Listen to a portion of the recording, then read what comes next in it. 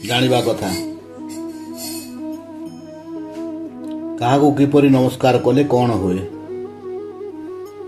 ଆଲିଙ୍ଗନ କୃତୋ ଭାର୍ଯ୍ୟା ରାଜନୁ କୃତାଞ୍ଜଳି ବ୍ରାହ୍ମଣା ନମସ୍କାରମ୍ ଅନ୍ୟତ୍ର ଦକ୍ଷିଣ କରେ।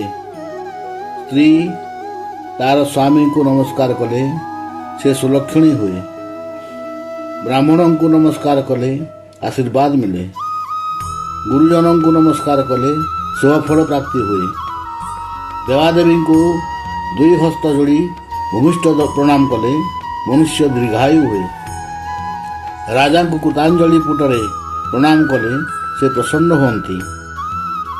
ରାଜପୁତ୍ର ସାନ ହେଲେ ମଧ୍ୟ ନମସ୍କାର କରିବ ବ୍ରାହ୍ମଣ ଶୂଦ୍ରମାନଙ୍କୁ ଦକ୍ଷିଣ ହସ୍ତରେ ଆଶୀର୍ବାଦ କରନ୍ତି।